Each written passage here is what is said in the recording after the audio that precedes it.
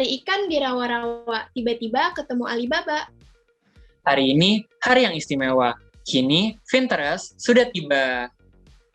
Hello Finders, welcome to Pinterest, find your interest. Perkenalkan, saya Martinus Bertrand, your MC for today's Pinterest. Dan aku Aurel. Rel, kok dari tadi main HP aja sih? Kapan belajarnya? Lah, masa aku belajar harus bilang-bilang sama kamu sih? Aku nggak pernah lihat kamu belajar. Nanti kamu makin bingung loh mau kerja pas udah gede. Ya, salah sendiri kamu gak pernah lihat aku pas belajar. Aurel, Aurel, Aurel, besok gede mau jadi apa? Aku kepingin pinter, biar jadi dokter. Kalau benar jadi dokter, kamu mau apa? Mau jadi dokter paru-paru. Oh, kamu mau jadi dokter paru-paru? Kebetulan banget nih, tamu kita hari ini di Pinterest itu seorang dokter ahli paru-paru. Hah, seriusan? Iya, beliau ini seorang dokter spesialis paru-paru dan kedokteran respirasi di RSU Muhammadiyah Metro Lampung, serta seorang surveyor medis komisi akreditasi Rumah Sakit Indonesia. Oh, kalau ini aku juga tahu nih, beliau ini juga seorang wakil ketua Satgas COVID-19 ID di Kota Metro Lampung, kan? Yap, bener langsung aja. Kita sambut tamu kita hari ini, Pak Andreas Divianto. Nah, sebelum kita mulai nih Pak, mungkin boleh untuk Bapak memperkenalkan diri terlebih dahulu supaya para finders di sini bisa lebih mengenal Pak Andreas. Jadi saya dokter spesialis paru yang bekerja di Lampung, di Bandar Lampung dan di Kota Metro. Saya juga kebetulan staf pengajar di Fakultas Kedokteran Universitas Lampung di Lampung juga. Ya, merasa amazing lah dari adik-adik undang untuk kita sharing ya nanti ya. Tentang, apapun tentang kedokteran dan paru. Ya. Nah, Pak, kan ada banyak nih pekerjaan di Indonesia. Apa sih yang menginspirasi Bapak untuk mau menjadi seorang dokter, Pak? Begini, saya dari alumni dari SMA 5 di Bandung, SMA negeri. Kemudian saya mengambil jurusan di bidang, kalau dulu biologi namanya. Kemudian saya melihat kok dokter kesehatan di Indonesia terutama waktu itu masih sangat-sangat sedikit dokternya. Kemudian memang dari SMA saya ikut yang namanya donor darah, kemudian palang merah remaja, akhirnya tergeraklah saya untuk menjadi dokter. Dan saya mendaftarkan diri waktu itu di Universitas Kristen Maranatha di Bandung. Tahun 90 saya masuk ke sana. Jadi ya itulah memang karena dari SMA mengambil jurusan biologi dan akhirnya saya ngambil Fakultas Kedokteran Umum di Maranatha Bandung. Nah, dari berbagai bidang di kedokteran, kenapa nih Pak pada akhirnya Bapak memilih untuk bekerja menjadi seorang dokter spesialis paru-paru? Oke. Jadi proses pendidikan di kedokteran itu dibagi dua. Ada Fakultas Kedokteran Umum, terbagi menjadi S1 atau sarjana, kemudian terbagi setelah sarjana kita akan mendalami jalur profesi namanya. Jadi kalau sekolah dokter itu ada dua tahap. Satu adalah sarjananya, setelah sarjana lulus dengan gelar sarjana kedokteran, maka dia akan melanjutkan kepada profesi dokter umum. Setelah kita jadi dokter umum, zaman dokter dulu harus ditempatkan di tempat daerah, Dek. Saya ditempatkan di Provinsi Lampung, di Lampung Timur, di tempat di mana dokter masih sedikit selama kurang lebih 3 tahun. Namanya PTT atau pegawai tidak tetap. Setelah PTT, kemudian dokter menjadi pegawai negeri waktu itu, ikut testing jadi pegawai negeri dan mulai praktek. Dan di praktek itu banyak pasien yang datang dengan batuk pilek. Hampir 70% pasien yang datang ke tempatnya dokter batuk pilek, kadang-kadang sesak. Kok banyak ya yang batuk pilek? Akhirnya dokter searching di Google, ternyata hampir 70% sampai 80% pasien datang ke dokter itu dengan gangguan pernapasan. Makanya dokter memutuskan, udahlah, saya mencoba lebih mendalami, menjadi dokter spesialis paru, dan dokter mengikuti pelatihan pendidikan di Fakultas Kedokteran Brawijaya di Malang untuk program pendidikan dokter spesialis paru. Setelah lulus, kembali ke Lampung, ternyata banyak sekali yang namanya kasus-kasus di paru, apalagi di zaman COVID seperti ini. Jadi begitulah ceritanya kenapa kok tertarik ke paru. Tapi setelah selesai di paru, ternyata masih ada lagi cerita. Setelah dokter 3-4 tahun di paru, kemudian dokter diberi kesempatan kembali untuk mengikuti pendidikan konsultan untuk kanker. Jadi dokter sekarang sudah dokter paru dan sekarang mendalami kembali kepada kanker paru-paru. Jadi lebih spesifik lagi. Jadi karena pada waktu itu mayoritas pasiennya penyakitnya berhubungan sama paru-paru ya, sama respirasi. Batuk pilek semua. Anak muda zaman sekarang setahu aku banyak loh Pak yang mau menjadi seorang dokter. Mungkin Bapak boleh share pengalaman dari awal gak mengenai perjalanan menjadi seorang dokter? Misal dari masa kuliah, pelatihan-pelatihan yang Bapak harus ikuti, dan yang lain-lain gitu Pak. Ya, baik. Menjadi dokter sebetulnya harus siap mental. Jadi zaman dokter dulu harus mengikuti pendidikan yang tidak sebentar. Jadi kalau teman-temannya dokter dulu, teman-teman dokter bisa main, bisa pergi jalan-jalan, dokter nggak bisa. Jadi dokter harus ikut laboratorium, kemudian praktikum sampai jam 3, jam 4. Kemudian textbook atau buku pelajaran yang harus dokter baca itu semua nggak ada yang bahasa Indonesia, Dek, bahasa Inggris semua. Jadi tebal-tebalnya segini, itu textbook, belum ada internet, ya. Jadi jangan dipikir ada internet kita bisa searching. Dokter harus beli buku, textbook yang lumayan harganya mahal, kemudian berat dibawanya dan harus dibaca setiap hari. Kemudian itulah perjuangannya. Teman-teman seangkatan dokter bisa jalan-jalan, bisa main seusia anak-anak muda, tetapi dokter nggak bisa, dokter harus tetap belajar. Jadi intinya adalah begitu adik-adik memutuskan menjadi dokter, artinya adalah kita harus siap untuk belajar seumur hidup. Sampai hari ini pun lagi COVID, dokter juga harus belajar terus karena COVID ilmu baru. Jadi setiap hari kita buka internet pagi-pagi, buka jurnal untuk lebih mempelajari ilmu. Karena ilmu itu nggak stuck berhenti. Hari ini A, besok B. Mungkin kalau dulu ingat kata WHO, COVID cukup pakai masker kain. Nah, tiba-tiba ganti kan, pakai masker harus masker bedah. Nah, dulu COVID itu bukan airborne, sekarang menyebar lewat udara. Nah, itulah ilmu. Itu jadi berkembang. Sehingga perjuangannya adalah kalau memang adik-adik mau menjadi dokter, memang harus siap belajar seumur hidup. Sampai hari ini pun saya masih belajar. Ya.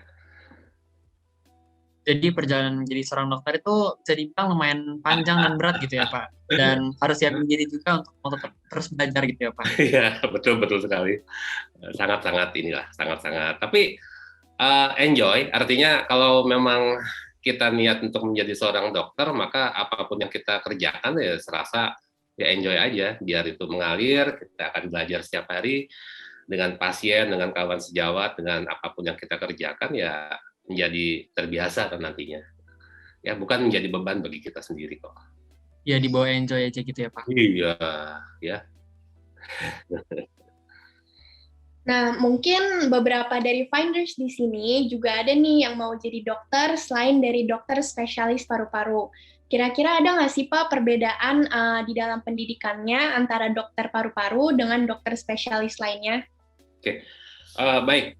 Jadi tahapannya adik-adik sekalian, kalau kita sudah menjadi seorang dokter umum setelah selesai, maka kita akan diberikan kesempatan bisa kita bekerja sebagai dokter umum, bisa kita bekerja sebagai praktisi, misalnya kita bekerja sebagai pemerintahan, misalnya menjadi dokter di perusahaan, menjadi dokter di manajemen juga bisa, menjadi dokter di tentara, di polisi, dengan karir sebagai seorang polisi atau TNI, atau kita menjadi dokter spesialis, atau menjadi dosen misalnya.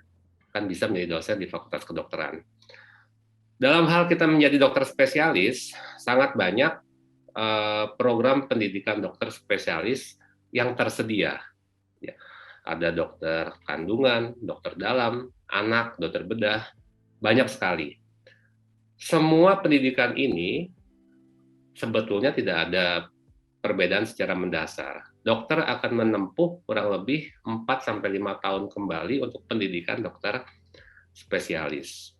Setelah kita lulus, kita akan diberi gelar sebagai SP1 atau spesialis 1. Artinya spesialis penyakit dalam, spesialis paru, spesialis anak, itu SP1. Nanti kalau melihat di tempatnya dokter, ada tulisan di belakangnya konsultan, itu adalah SP2 atau spesialis konsultan atau subspesialis. Jadi perbedaannya hanya pada bidang yang akan kita tempuh, ya. Sehingga begitu dokter diberi gelar sebagai spesialis, maka dokter akan lebih spesifik untuk menangani topik yang bersangkutan. Misalnya saya dokter spesialis paru, ya setiap hari pasiennya ya pasien paru kan, nggak mungkin dokter menangani pasien yang kandungan atau pasien dokter anak datang ke tempat dokter, ya. Tapi pada prinsipnya ada pendidikan lagi yang harus ditempuh setelah kita menjalani pendidikan dokter umum, ya. Gitu. Jadi berarti sebelum kita tahu mau pilih dokter, berarti sebelum kita pilih bidangnya tersebut, kita harus tahu banget dong sama bidang dokternya. Betul, betul. Sebagai ilustrasi, dulu begitu dokter mau ngambil sekolah, saya bingung mau ngambil dokter apa ya, dokter. Ada dokter kedokteran dulu, mungkin kalau adik-adik yang senang nonton bola, dokter dulu pengen jadi dokter kedokteran, dokter sports medicine namanya, mungkin masuk TV, pertandingan bola bisa ikut ke dalam gratis, atau dokter kecantikan. Nah, itu nanti kita akan lihat setelah kita menjadi dokter umum di mana minat kita. Terus terang, kalau kita mau mengambil dokter spesialis, bidangnya adalah kita kembalikan kepada kemampuan kita. Kalau kita tidak minat terhadap satu bidang, jangan diambil. Jangan karena waduh enaknya jadi dokter paru, pasiennya tiap hari napas misalnya, ya. Artinya kalau kita memang struck sama satu bidang, ambillah bidang tersebut. Jadi tentukanlah bidangnya. Banyak kok dokter spesialis, dari mulai kulit, mata, hidung, kemudian THT, kemudian tulang, bedah umum, bedah plastik, sampai ke bidang-bidang yang lain. Sangat banyak. Tetapi semua akan kita kembalikan kepada minat seseorang. Kalau kita punya interest terhadap sesuatu, saya yakin apa yang kita kerjakan pasti lebih enjoy, seperti yang bukan merasa beban, tapi kita akan mengalami seperti satu hal yang mengalir. Ya. Nah, sebagai dokter paru-paru, tugas dan tanggung jawab yang harus Pak Andreas lakukan apa aja sih, Pak? Sekarang? Ya, mungkin bisa boleh sekarang. Sekarang nggak tidur, Dek. Sekarang nggak tidur, dokter udah setahun nggak bisa tidur. Dari mulai bulan Maret tahun 2020 sampai hari ini gara-gara COVID. Jadi dokter menangani 3 rumah sakit. 3 rumah sakit ini, semua rumah sakit menangani COVID. Jadi dokter mandinya sehari bisa 5 kali mandi saya, Dek. Mandi 5 kali, Karena setiap dokter masuk ke ruang isolasi, saya harus mandi. Jadi mandi di rumah satu, rumah sakit 1, 2, 3, rumah sakit yang kelima, saya akan mandi lagi. Pasien COVID setiap hari bukannya banyak, malah bukannya sedikit, malah makin banyak. Jadi sudah setahun lebih saya menangani COVID, ya puji Tuhan, memang Tuhan ngasih semacam blessing lah pada saya untuk bisa menjadi berkat bagi pasien-pasien COVID. Melihat pasien COVID yang bisa kembali sembuh, kembali bisa beraktivitas kembali kepada keluarga, itu adalah suatu anugerah bagi pasien. Jadi kalau sekarang memang dokter bagiannya bagian kanker, tapi hari ini banyaknya memang berada di ruangan COVID. Itu yang dokter kerjakan setiap hari. Bangun pagi dokter jam 5, pulang ke rumah sekitar jam 10 sampai jam 11 malam setiap hari. Tidur dengan handphone di samping, karena setiap saat dokter akan menerima telepon dari dokter jaga di rumah sakit untuk konsultasi masalah pasien tersebut. Ya, jadi nggak enak ya dokter ya. Ya, sebenarnya melelahkan ya Pak bisa dibilang. Tapi dari semua aktivitas yang Bapak lakuin tuh, Bapak juga menikmati kan semuanya karena Bapak juga senang bisa menjadi berkat bagi sesama gitu Pak ya. Itu yang tadi dokter bilang, deh ya. Intinya kalau dokter mau jujur capek deh. Tapi karena dokter merasa bahwa ini Tuhan kasih berkat, kemudian dokter enjoy, ya dokter enjoy aja setiap hari ya. Memang ritmenya seperti ini, kemudian tiba-tiba adik-adik minta untuk berbagi ya sudah. Doa dokter cuma satu sih setiap pagi sebelum berangkat kerja, Tuhan saya mau jadi berkat buat pasien-pasien saya.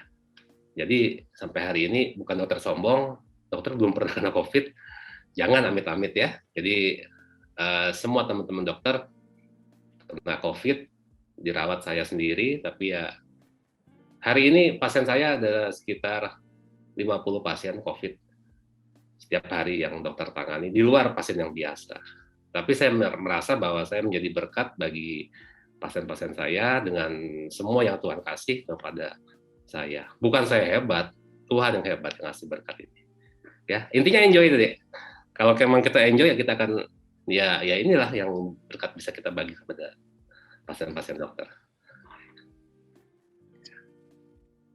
Pak, semua hal di dunia ini kan pasti ada suka dukanya. Contohnya kita tuh sebagai murid, plusnya itu dapetin baik ilmu, dapetin baik teman. Sedangkan minusnya kita kadang suka ngalamin yang namanya high pressure atau tekanan tinggi kan untuk selalu jadi yang terbaik. Kira-kira kalau dokter ini menjadi seorang dokter, plus minusnya itu kayak gimana ya Pak? Selama dokter menjadi dosen di universitas ataupun menjadi mahasiswa, yang menjadi tantangan adalah bukan yang menjadi yang terbaik sebetulnya, tetapi yang bisa beradaptasi itulah yang menjadi yang terbaik. Ya, jadi sekali lagi ranking 1, 2, 3 atau 10 besar sebetulnya menurut saya bukan itu yang paling penting. Yang paling penting adalah kita bisa menyesuaikan diri dengan di mana kita berada dan kita mau sekolah dimanapun kita bisa mengikuti apa yang diajarkan sehingga kita bisa lulus dengan waktu yang sudah ditetapkan. Ya, kalau boleh jujur, memang saya kuliah dari mulai di Maranatha sempat memang stuck, artinya sempat menjadi bosan memang untuk kuliah sebetulnya. Tetapi saya kembali lagi bahwa saya di Maranatha untuk menjadi seorang dokter dan akhirnya Tuhan kasih menjadi dokter. Jadi tetap ada yang namanya suatu titik di mana kita bosan, kita selalu bekerja untuk menjadi yang nomor satu. Tapi menurut saya bukan itu yang menjadi penting. Yang paling penting adalah kita bisa beradaptasi untuk menjadi yang terbaik gitulah. Ya.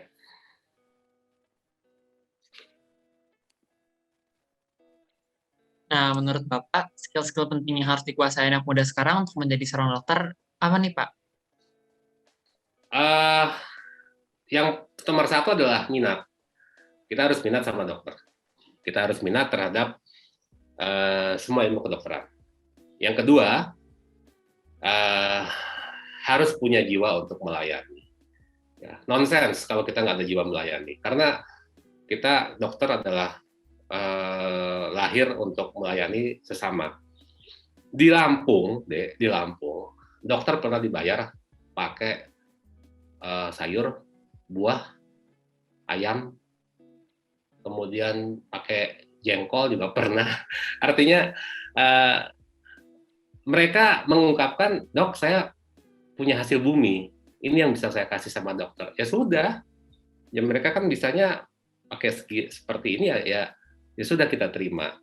Bangun tengah malam, kemudian lagi makan dengan keluarga, dipanggil dokter, ada pasien gawat, dokter harus datang. Ya, intinya kalau kita memang tidak punya jiwa melayani, kita nggak akan bisa menjadi seorang dokter. Yang ketiga tentunya adalah memang siswa tersebut memang harus punya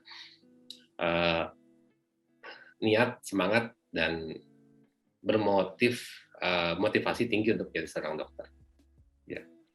Tanpa itu ya nonsens dari semuanya kita bisa menjadi seorang dokter. Masalah ilmu, masalah kita skill, itu bisa kita pelajari kok. Ya, hari ini dokter bisa ngelihat di YouTube, bisa ngelihat PDF atau e-book di mana-mana. Saya lagi makan di mana bisa ngelihat, jurnal bisa baca.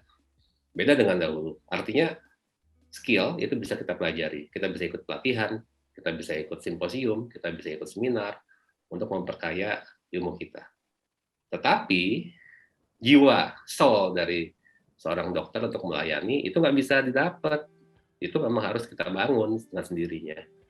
Ya, jadi bukan karena jadi dokter pengen ada gelar tambahan D dan R, enggak. Jadi dokter itu di awal yaitu tadi yang dokter bilang, bayarannya cuma pakai singkong, kalau di Lampung ya, pakai ayam. Kadang-kadang, dok, kita bayarnya nanti ya udah. Memang itulah tanggung jawab kita sebagai seorang dokter. Ya. Nah, Finders, aku coba ulangi lagi apa aja skill yang tadi disampaikan oleh Pak Andreas. Jadi yang pertama itu tadi pastinya minat terhadap kedokteran ya Pak. Terus yang selanjutnya itu jiwa untuk melayani dengan ketulusan hati. Dan yang terakhir itu memiliki motivasi tinggi untuk menjadi seorang dokter. Oke, seperti yang kita tahu, pasti banyak dong hal-hal yang harus disiapin supaya bisa masuk ke kedokteran. Boleh bagi-bagi nggak Pak tips dan trik supaya kita bisa masuk ke kuliah kedokteran dan juga supaya kita bisa jadi seorang dokter seperti Pak Andreas? Oke. Di Indonesia ada dibagi dua fakultas kedokteran swasta dan fakultas kedokteran negeri. Ya, saran dokter sih sebaiknya memang kita mencari fakultas kedokteran yang terakreditasi. Terakreditasi artinya sudah memenuhi kualifikasi untuk menjadi pusat pendidikan dokter. Banyak nanti ada fakultas kedokteran yang terakreditasi C atau baru lulus, baru buka ya. Sebaiknya saran dokter carilah fakultas kedokteran yang sudah terakreditasi. Mau swasta, mau umum, mau negeri, silakan. Dok, kalau di luar negeri gimana? Di luar negeri boleh, tapi kalau Anda mau memutuskan kuliah kedokteran di luar negeri, maka Anda kalau pulang ke Indonesia harus mengalami satu fase yaitu penyesuaian. Jadi Anda kalau jadi dokter di luar negeri, dokter umum, mau ke Indonesia, Anda harus tambah sekolah lagi nanti, 1 sampai 2 tahun di universitas yang telah ditetapkan oleh pemerintah. Ya kalau memang nggak ada masalah untuk namanya asimilasi ya silahkan. Tapi menurut saya sih membuang waktu, nanti kita sekolah di luar negeri udah 4 tahun, balik lagi ke Indonesia, sekolah lagi, nambah lagi. Jadi saat ini di Indonesia banyak fakultas kedokteran swasta atau negeri yang baik. Saran dokter tetap cari yang terakreditasi minimal B atau A. Ya, sehingga dari segi mutu pendidikan juga tetap bisa terkualifikasi dengan baik, standarnya juga sama, dan kita bisa melanjutkan pendidikan baik di Indonesia ataupun di luar negeri nantinya. Ya salah satunya sih memang bukan dokter promosi, tetapi Salah satunya adalah alumni dokter, yaitu Fakultas Kedokteran Universitas Kristen Maranatha yang di Bandung. Kalau nggak salah sih, kalau dari penabur memang masih afiliasi dengan penabur, BPK Penabur. Banyak juga alumni penabur yang masuk ke Maranatha, ya, sehingga sudah terakreditasi A dan sudah tahun 1965 sudah berdiri, sehingga sudah memiliki sejarah yang panjang.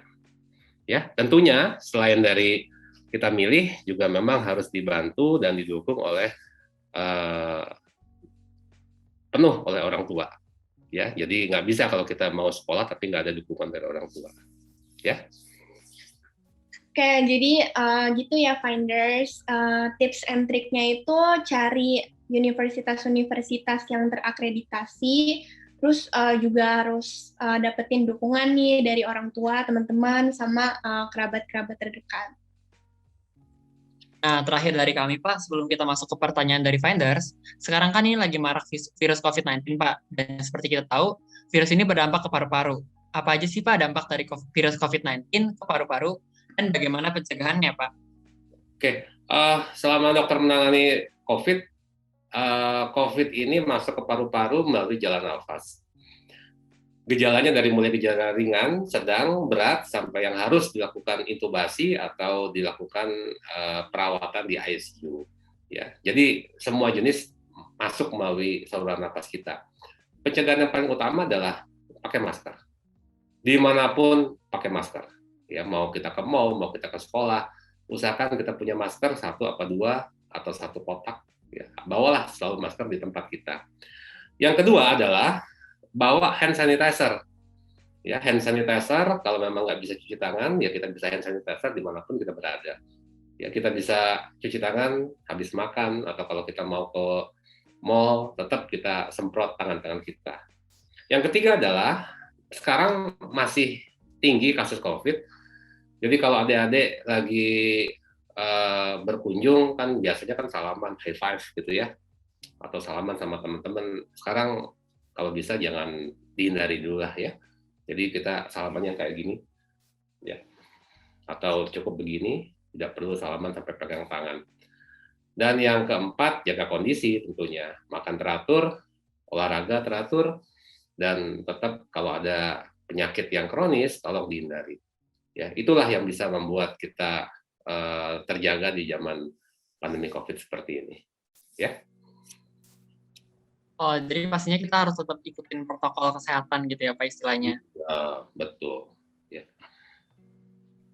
Anak-anak muda sekarang banyak yang ini deh, anak-anak muda banyak yang COVID yang terbaru ini yang dari India, variannya lebih menyerang anak-anak muda, meskipun gejalanya lebih ringan, tetapi populasinya sekarang lebih menyasar kepada anak-anak dan anak-anak muda seperti kalian.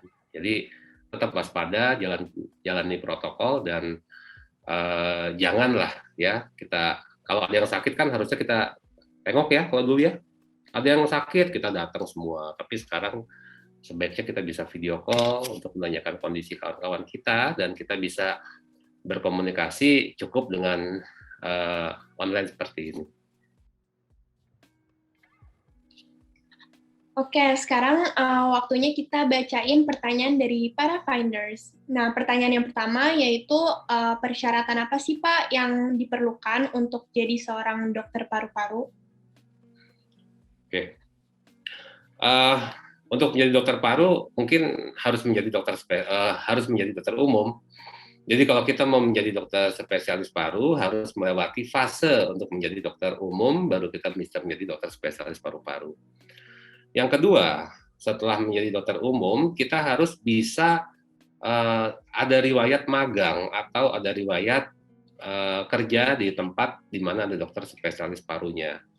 Seperti kita magang di rumah sakit yang ada dokter parunya di situ, kita melihat keseharian dokter paru bagaimana, itu bisa menjadi syarat untuk menjadi dokter spesialis paru. Yang ketiga, tentunya nilai TOEFL harus di atas 500 atau 550, saya lupa, 500 kali, harus di atas 500. Jadi memang bahasa Inggris memang menjadi peran utama di sini, karena nanti kita akan presentasi di luar negeri, kita akan ketemu dengan profesor guru besar dari luar negeri dan kita harus ketemu langsung. Jadi kalau TOEFL-nya nggak baik ya susah untuk menjadi dokter spesialis paru. Yang ketiga, yang keempat tentunya siap menjadi dokter spesialis paru. Ya karena dokter spesialis paru tiap hari kita berhubungan dengan orang batuk, kemudian orang sesak nafas, dan yang pasti berhubungan dengan kegawatan setiap hari. Jadi memang harus mau diganggu. Nah, itulah yang bisa dokter ceritakan. Ya. Jadi kita lanjut ke pertanyaan yang kedua. Apakah dokter paru-paru merupakan sebuah profesi yang sangat dibutuhkan di masa depan? Mungkin Pak Andreas bisa bantu, Pak? Oke. Kalau dibutuhkan di masa depan, saya rasa semua dokter juga dibutuhkan di masa depan, dokter spesialis apapun. Tapi khusus untuk dokter spesialis paru saat ini kita punya menangani COVID. Jadi hari ini kita sangat-sangat dibutuhkan di semua rumah sakit.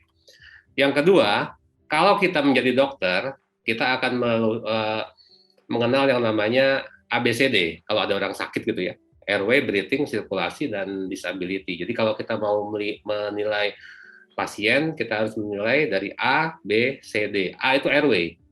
Jadi apapun penilaian terhadap pasien selalu dimulai dari airway. Airway itu saluran nafas. Sehingga kalau dibilang dibutuhkan, dokter paru sangat dibutuhkan di masa depan. Di Indonesia dokter paru hanya ada 1.300 sampai saat ini. Jadi masih banyak sekali yang harus membutuhkan dokter paru nantinya. Ya.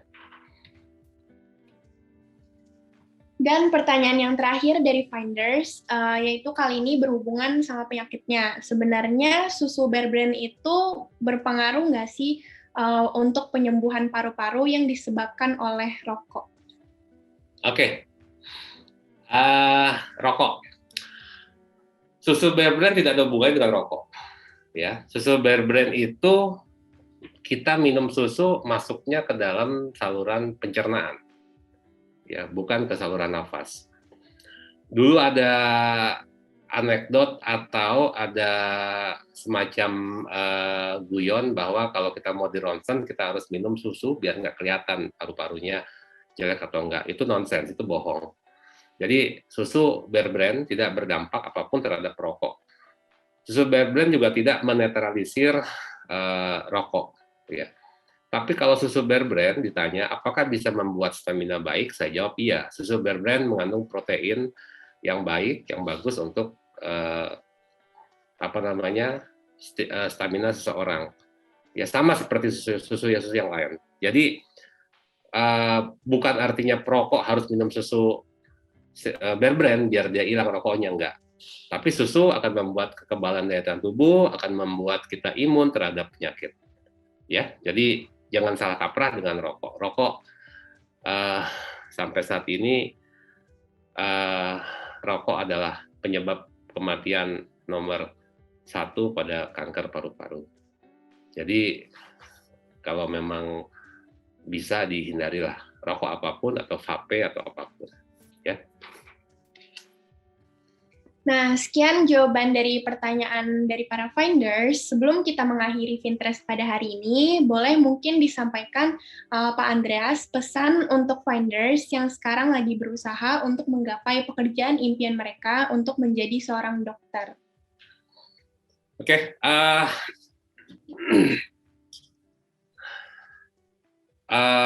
Bagi adik-adik yang memang ingin menjadi seorang dokter, ya motivasi adalah salah satu yang menjadi panggilan, yang menjadi pendorong yang paling kuat di dalam badan kita, di dalam karir kita. Sehingga kalau memang kita mencintai, kita yakin bahwa saya bangga, saya bahagia, saya mau jadi dokter, itu bisa menjadi motivasi yang paling kuat. Yang kedua, keluarga, dukungan keluarga. Dan yang ketiga, kalau memang kita bingung apakah kita mau menjadi dokter atau tidak, serahkan sama Tuhan. Ya, doa adalah salah satu motivasi yang paling baik. Dulu sebelum dokter mau jadi dokter bingung, ini jadi dokter atau jangan ya. Dokter berdoa, minta sama Tuhan bahwa inilah jalan yang terbaik bagi dokter. Ya, sehingga kuatkan motivasi, kemudian harus sedia untuk melayani, dan minta dukungan sama keluarga bahwa saya mau menjadi dokter. Ya, jangan sampai baru setengah jalan, loh kok sekolahnya berat ya, akhirnya drop out atau putus di tengah jalan. Jadi siapkan mental yang baik di awal. Dokter bukan satu hal yang apa ya, yang membuat kita menjadi tersiksa. Semua akan enjoy, akan bisa kita kerjakan kalau kita merasa cinta, merasa bahagia dengan apa yang kita yakini kita akan menjadi seorang dokter. Ya, itu dari saya. Oke, terima kasih banyak Pak untuk pesannya. Diingat terus ya Finders.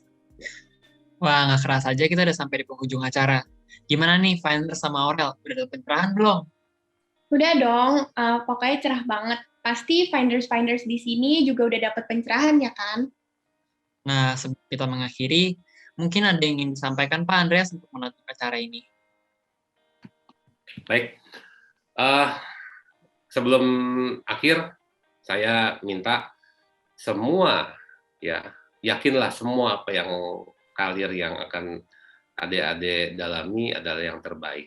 Ya, kalau memang jangan semua mau menjadi dokter, ya. Kalau semua menjadi dokter, siapa nanti yang menjadi bangun rumah sakit? Siapa yang nyiapin farmasi obat-obatnya? Ya, jadi semua berkaitan. Ya, memang kalau saat ini kita menjadi dokter di zaman pandemi menjadi suatu berkat bagi semua pasien, tetapi yakinlah semua pekerjaan akan menjadi berkat kalau kita bersungguh-sungguh untuk menjalaninya. Ya, begitu dari saya. Terima kasih banyak untuk Pak Andreas karena sudah meluangkan waktunya dan juga untuk informasi-informasi yang pastinya bakal sangat bermanfaat bagi kami, dan terima kasih juga buat para Finders yang sudah mengikuti Pinterest pada hari ini dari awal sampai akhir. Semoga dari Find Your Interest pada hari ini, teman-teman semua have found your interest. Sekian Pinterest dari kami dan juga Pak Andreas. Mohon maaf jika ada salah kata. We'll search it and you'll find it. Bye. Bye.